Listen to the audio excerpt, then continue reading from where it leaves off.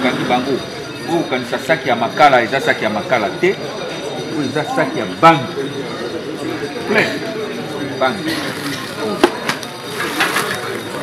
bangi na bangi oyo nyonso bangi bangi na bangi oyo bangi oyo nyonso bangi chavre fumé saki eza ya makala te eza saki ya bangi na bangi eza plein toujours la paix, commissaire provincial,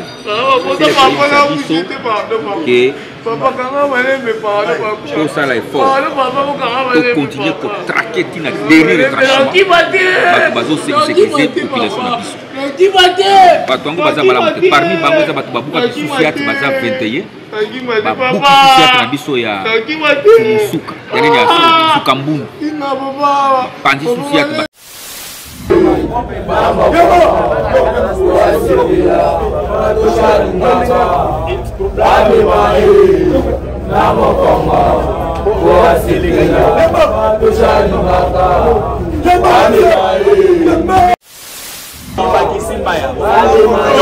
transparent. On est banni non nous ça les amana pour béton makasi hein.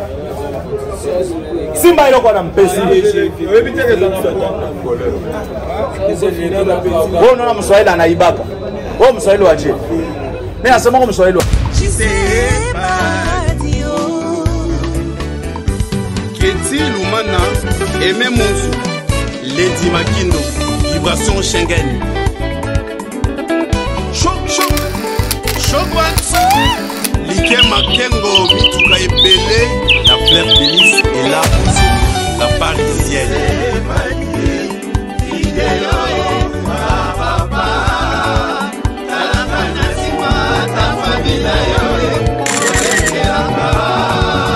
Emi chéri pointé sans pompa wananga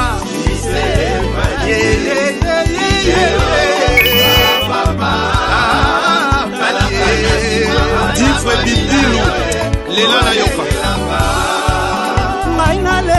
Je s'aime pas dit Bundesliga. Je s'aime pas dit Bundesliga. Vous s'abonnez massivement. Allez, bande.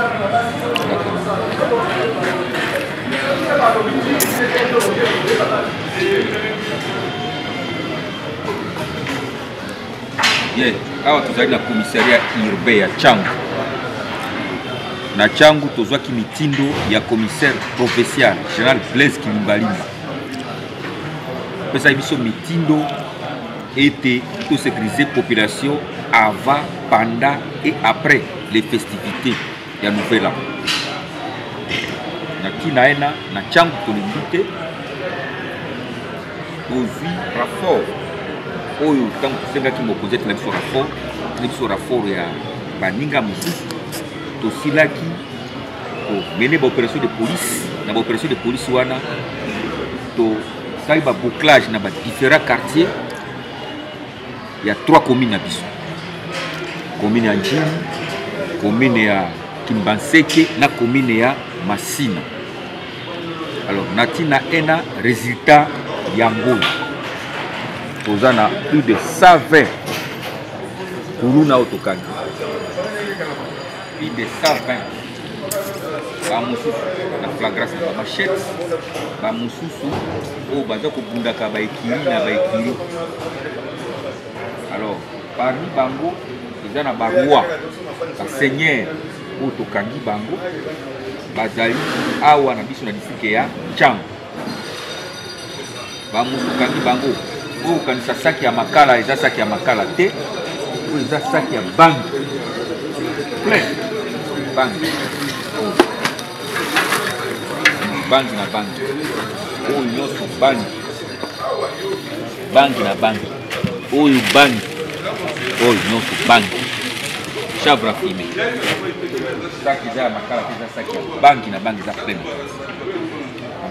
babangi bazopesa population bakuluna mpo bamela yango nsima yango basimba machete bali kokatakata bato kozokisa bato na batokangi awa eza bato mosusu ya lipa te bato ya oka boka Choli Nzuzu wa Mbombo Bateke Fumusuka place opposé ba problème ba musu ya quartier 6 quartier 13 na njili ba mususu na kote ya Mokali na Suka kote ya baonza bashula kote kuna cimetière trop donc ba mususu kote ya Ngambi tozula la paix commissaire provincial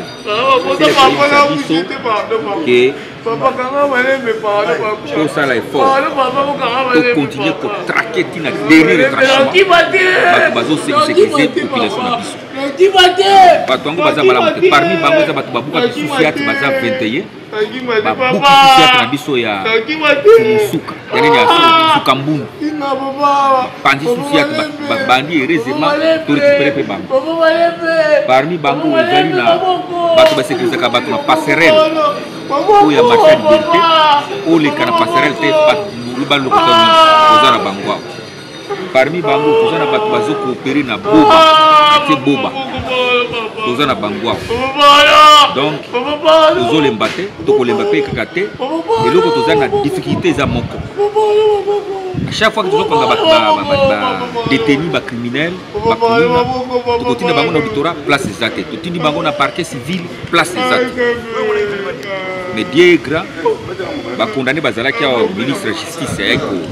koparticipe na audience foraine na bango audience publique na bango bakondamnaki bango à 20 ans bakosite biso bagardien bakosite biso bagardien bato yango baumeli awa totindi bango na prison lobi bazongisi bango mais bauti kobenga biso balibia procureur ya njili keno bandimi so na ministre ya justice bakota na prison yango tokosenga na bao nyonso etuluku oyo basamba na chambre foraine mpe bango mpe bakota na prison so bakota na prison ezala malamu mingi.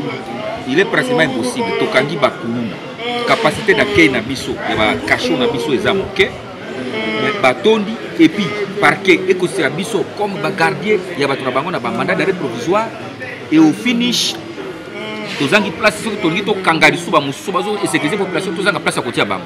Est ce que biso posi toka na 48 heures seulement avec les 40 heures que nous avons ya kogarder bato yao maintenant tokotina bango na parquet baboy tini bango baboy to bando garder bango na bandako na biso so tokangi bango toka beto boya kokanga bango so to boya kokanga bango mabe bakonyokola population parce que notre mission eza kokanga bango. Notre mission c'est de combattre la population na biloko na bango. Bango ne bazo sécuriser population na biso. Bango ne bazawa eza lokola bisi na kati ya mai. Bango baza bambisi. Place na bango ko vendre eza na mai. Place na bango ya bambisi biso ko mission na mokili akokate. Bango place na bango eza mai. Or mai nde prison. Place na bango fibake na océan na mai na prison. Nde place na bango ko vendre. Bako vendre kati ya mokili te place biso tozali. Po bango babambisi fo bambiso bakota na mai na océan po bazala kuna nde place bavivaka bako vivre na kati ya mokilité bako vivre na mokilité nde bazawa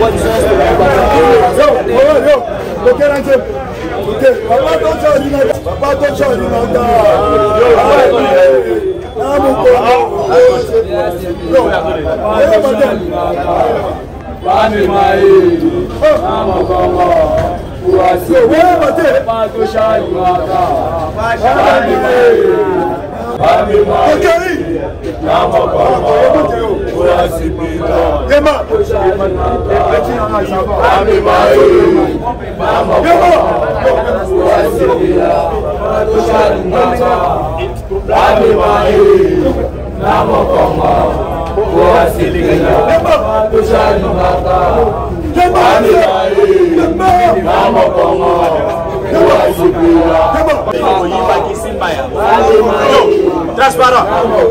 On est banni non nous ça les angana pour béton makasi hein. Simba iloko na mpesi. Bon non mswahili anaibaka. Wewe mswahili waje. Mimi nasema kwa mswahili waje. Mpesi mswahili wa mwili.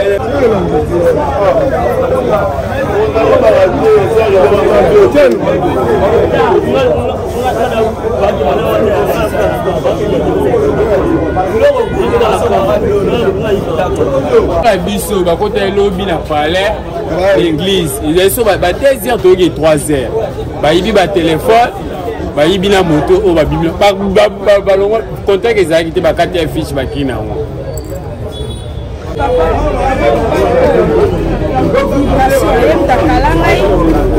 kalanga azwanga $20 na 10 000 francs po mibale auti okalinga azala na camarade na ngai bazala 4 sasunga $30 na bima bato ya mama biso mutabotelanga saki eza camarade C4 mais eza trike ya bango nyonso yenda bimisa machete ka juste na station ya mbubi wana na bali baoleka moye baloba lisusu eza te bakoma otango bakisi na biso na avenir ya bar évasion chantier mo eza wana meda batola boye bakoti na biso na kati milinga na ye alobi ke ye na mwana mo bazalaki na ye Joël babando viole ngai bango mibale baviole camarade na ngai nafukami na banzo olela nayebisi ngai yo ozokontinue kaka na ngai toka liboso na tika yo osu deuxième fois ndesko ye abeono C4 ye totika ye akende tosacharge kaka na moko o ndenga na bimi na banzuko ya batika na camarade na ngai badesalie babanzo osaka na ye natika termis sangu na yo obenga basoda nde bakokuta bakonzi basala mosala bango aza dezo biloko na ngai bazosala biloko Compte tenu des plaintes de la population, nous avons formé une équipe hier soir pour sillonner dans tous les quartiers à problème. Donc une sorte d'opération spéciale de cercle de pompage. Les orientations ont été données par les deux responsables qui ont conduit l'équipe. Alors ils ont parcouru le site de Malokapa City, Kimboa là, Ideda, ils ont remonté à Bout, ils ont fait aussi Mimosa, donc ils ont sillonné presque notre zone opérationnelle. C'est par cette opération qu'on a eu à mettre la main sur ces instituts que vous voyez derrière moi. Depuis un certain temps, le tronçon pompage Kimboa là pose problème. Il y a tout chaque jour qui passe, on ravit la moto. Chaque jour qui passe, on attaque un montagne. Alors, on a eu un certain renseignement selon lequel on a eu quand même à dénicher l'endroit où ils œuvrent et l'endroit où ils se cachent pendant cette période où ils sont en train de déranger la population. Ceci, on a bien préparé cette intervention parce que la personne qui avait l'information nous a dit et réellement ça me manque. Quand ils sont passés par là, ils ont mis la main sur ce monsieur. Ils étaient à 6, 4 autres étaient là-bas. Et là, ils étaient les deux avec cette moto que tu vois ici. Qu'est-ce qu'ils utilisent? Des fois, ils volent sur la route, des fois, ils entrent dans les parcelles. Dans les parcelles, ils utilisent l'instrument à la cisaille pour couper les antivols, pour couper les cadenas. Facilement, ils peuvent s'entrer dans les parcelles pour voler les motos. C'est une chaîne. Parce qu'il y a un d'entre eux qui n'habite pas le coin. Il vient de DGC. L'autre, je ne sais pas, il vient de l'ozone. Alors, tous les produits de leur travail, ils vont le vendre quelque part, chez une dame. Je pense que nous aurons le temps d'évoluer, de faire évoluer les enquêtes pour qu'on mette la main sur cette dame-là et au besoin récupérer toutes les pièces qui ont été volées. C'est ces groupes-là que tu vois.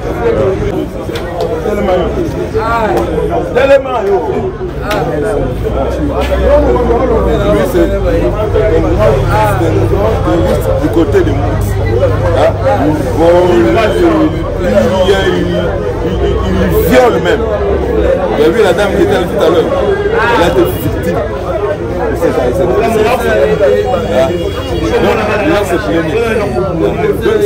Il fait tout dans le sens tribal, bien sûr. Il vole, il attaque les pays citoyens avec les gens que vous connaissez. Hier, on a eu hier, sa plainte est venue directement.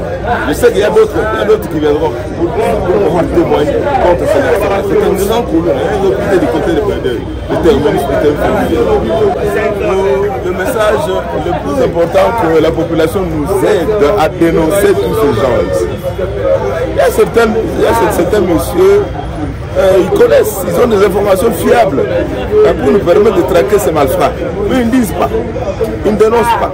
Comme tout à l'heure, là, dehors là, il y a quelqu'un qui dit, mais quand on dit bien, oh, ils se cachent. Donc la population et le courage de dénoncer, c'est pour leur bien. C'est pour leur dire que nous faisons ce travail ici. On est là toute la nuit, on a veillé pour traquer ces malfaiteurs. Mais qu'ils viennent, ils sont là devant. Ils peuvent nous aider à ajouter encore quelque chose sur ce qu'ils commettent comme bêtises, comme mal auprès de la population. C'est ça le message, qu'ils viennent, qu'ils nous aident. Il y a d'autres qui se cachent encore, moi c'est pas tout. Ils se cachent dans des avenues, dans des parcelles, dans des coins les plus reculés. Et ils savent qu'à tel endroit il y a des coulous, à tel endroit il y a des gens qui commettent des forfaits. Mais ils ne disent pas.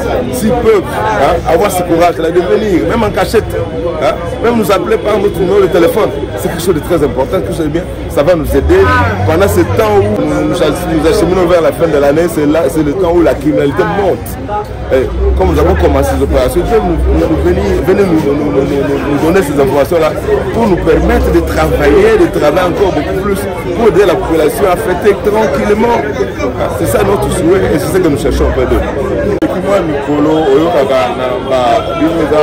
les journalistes, c'est informé très bien que après ce qu'il y a qui s'est battu là trop pour le comportement il y a bande il y a bande nous ça battu qui se même violer. Alors comme tenir ma camarade nous avons qui na équipe qui te personne va mailler personne va cible il sait que ne va faire la mode de planter la mango donc tu vas organiser l'opération en boucle à lobby maintenant à 22h ça va 4h35 net kangi bateau zo mona o babota la moto Bobote la moto, va utiliser ça. Si on bobote la balabala, tu vas côté tina le pam, ata au kangi n'engeni ne bakoku, kabako kata na silva la mangwana. Bazali groupe bato 6, amusuba kimi, on est tout récupéré. Bazapé na ba ramification pour na ba contrôle mususu na ba. Pourquoi pas na kisambu mawana Eric, mais ba benga ngape bitakwira ba nomanga. Musalo la police ezo sala en tout cas félicitations longonya na kati ya mboka na biso problème ba kuluna en tout cas ezo déranger biso makasi nga na pesa ka faute ya ba parents yo boti mwana tango zo mona mwana ozoka makelele luka ndenge nini olanda situation mwana osala enquête lelo para azo soutenir mwana kuluna oya boti bakuluna bazobatela bango na quartier ezopesa biso faute. Deuxième faute eza ba chef de riz ba chef de localité esengeli po aider la police place kuluna azali oyebi na veni wana batia yo kuluna aza na point ozobomba ye même ita biso moko population tozala collaboration na la police topesa bango soki topesi bango bakuluna bazwi bango kimia ebanda kota na ba quartier.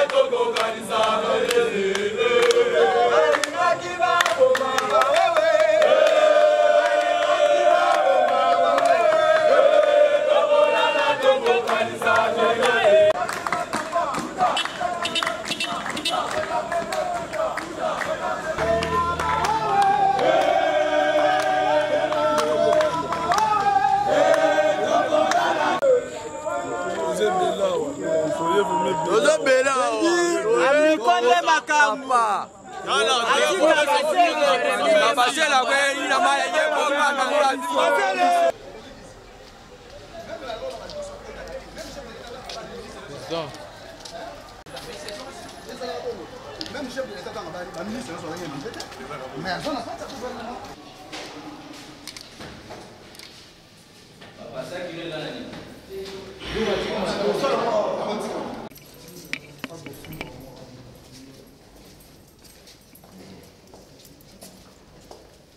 Mon colonel, comment?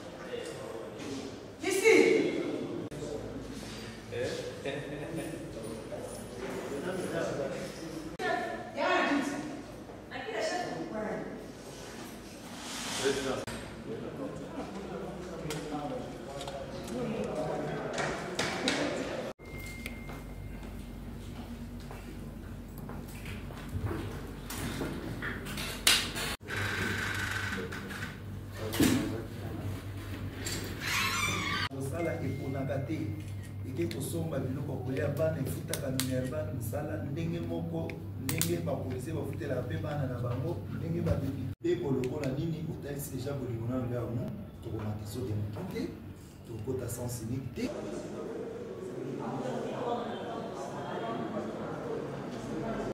c'était fait dans mon téléphone to baprécisedaki yo nous Oui, bonsoir. Merci beaucoup pour la parole. Nous sommes le motocycliste œuvrant dans la ville-province de Kinshasa, la capitale. Nous sommes venus remercier le commandant en chef de la police ville-province de Kinshasa pour sa décision prise lors du parade du 25 novembre dernier en interdisant toute forme d'interpellation d'autres unités sauf la PCR. Alors, nous sommes venus manifester notre gratitude en sa personne, en lui félicitant et encourageant tout ce qu'il mènera comme initiative, ou soit tout ce qu'il prendra comme décision en faveur des motocyclistes. Et nous aussi, à notre tour, nous allons accompagner le général Blaise Kilimbalimba dans toute décision qu'il prendra. Et nous lui promettons que nous n'irons pas à l'encontre de toutes les mesures mettant l'ordre dans la ville-province de Kinshasa. En tant que représentation de motocyclistes œuvrant dans la ville-province de Kinshasa, nous pouvons lancer le message de sensibilisation et tirer à l'oreille tout motocycliste œuvrant dans la capitale de ne pas aller à l'encontre de mesures prises, telles que la montée sur les sauts de mouton, l'utilisation du sens unique, l'entrée dans la commune de la Gombe, sont strictement interdites. Alors, si un motard ou un motocycliste va à l'encontre de ces mesures prises par les commandants de la ville-province de Kinshasa, le général Blaise Kilimbalimba, ce motard n'a qu'à subir la rigueur de la loi. Chris Anor l'omniprésent, juste pas de vidéo, prêtre de Mouching là-bas, Yoka. Dieu les maître de temps et de circonstances. Zini Kumbi. C'était les premiers jours du deuxième mois na kutana na jise. Molema. Padia le belanga, maloba ya bolingo. Ketilu nama. 14e jour, di meme moi les sanga ma bolingo. Mokolo valata kufanga na bela folie d'amour. Kete bitodi. Ye como santu, bongo nganiko. Ingénieur Simplice Jazz, Nzambe na bango. Don dédié, Willy Kaimbe vrai, Ted Tendai, Yama Rachel Fouta Tendai. Dieu les maîtres de temps et de circonstances. Didolako. C'était les premiers jours du deuxième mois na kutana na jise. Memunzo. Mpadia lobelanga, maloba ya bolingo. Rima mengi. 14e jour, di meme moi les sanga ma bolingo. Mananga. Mokolo valanta kufanga na bela folie d'amour. Nagoki te kokanga, basentima jise liboke.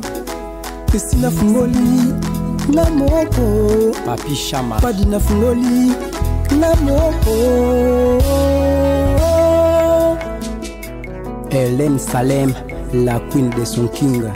Déborah. Papa, tout le monde auberge la bénédiction, vraiment, tout ce pays mingi. Zali sikamo kitoko. Moninga impilukula nazali au nazali na ba famille na ba mputu. Soko balinguya ngai mona olubala bango tibokenda isika mususu te. Auberge la bénédiction na quartier 5 na balabala na balabala Musaba dès numéro 28. Pen ya Koya bababa na kusipilika bango nyonso bango ya kaka ao isa na États-Unis isa na Londres isa na France isa na Kadana isika nyonso oyo mama la bia mais la moni partout be courir za tambuli oui biso awa minda biso za bapano bapano so yango yo yango yo sur nyonso nyonso bapano tondi bo bapano solaire et tout ça va succès belé à courant tu vas sur un groupe électrogène oyo et servera biso kazu pano pesi moi buzoba tu as un groupe électrogène nana pesa libini mayelo courant et kendarate bon mai pe na mitone na kendarate biso be mai kanga marate parce que tout ça ba citerne na biso to bombara mai kazu régie des eaux et katani directement vous allez na mai na bino vous rester mon faut tout le balanga tona yo papa mai uzai na babido ya mineni wana ubagumbi citerne mineni komuna citerne mama ida citerne za ba citerne ya mineni auto magazine na mai okazo régie des eaux katani les tozui mai la sécurité donc en tout cas sécurité ça assuré OK sécurité ça assuré nyoso kuzunga nyoso kuzunga ba sécurité zali nyoso kuzunga sécurité ça assuré parce que tu as voiture na biso voiture na reçoit ba client na Sainte-Thérèse na Sainte-Thérèse bon na aéroport aussi tu as reçoit ba client na aéroport client so ba benga sengi biso to reçoit na aéroport to na reçoit ni métier en auberge awa suku yango na remarqué le moko eloko moninga eleki ya une elengi taka banda na kota ke na perdre connaissance bon na c'est émotionnel ye aza kubanga aza kutuna tuna ngai mama oni tete kuna na likolo mpeza libasemble kuna eza chambre salon kuna eza chambre salon mais c'est tous deux chambres salon côté on est tous en bas studio tous en deux différentes sortes de studio oui tous en studio VIP na studio simple fait matangu tutambiri na moni kulari mako na likuli kuti bezali cuisine tambo côté du colo oui cuisine ezali tous en chambre salon salle de bain cuisine magasin iloko na sepeli na ngo papa zela pado parce que na tuti yo na nzito Antoinette Polpe ukoti na kabine Antoinette ukoti na toilette oui toilette za propre maïda souhait na ba douce iloko ungai sona keko kamatanda ko ya kufutila na talaka na toilette na douce mama excusez so comme ça anga zo bango siko bien ba numéro nini oui tous en deux numéros yangwana ya WhatsApp oui tous en 089 65 88 375 Liké Makengo, ma voiture est belée. Service fret maritime, import-export. Pour l'expédition des véhicules, engins, divers biens, conteneurs, achat-vente des véhicules en Europe, enlèvement, transport de véhicules, engins et diverses machines. Le spécialiste des expéditions vers l'Afrique. À Kinshasa, RDC, Liké Makengo, toujours à votre service.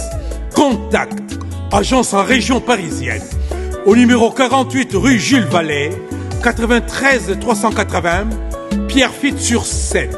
Téléphone, les 06 64 42 87 53 ou les 07 51 37 93 15, précédé de 0033 à partir de l'étranger. Pour faire déplacer votre véhicule partout en Europe, tranquillisez-vous, collez la tête, Liké Makengo résout votre problème.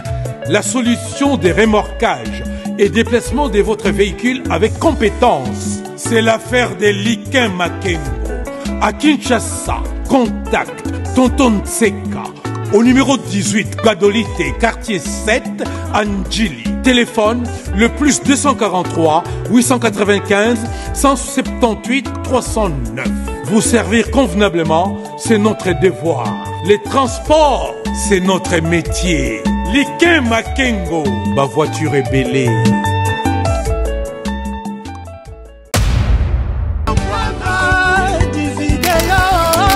JCM Padi Bundesliga. JCM Padi Bundesliga. JCM Padi Bundesliga. JCM Padi Bundesliga. JCM Padi Bundesliga.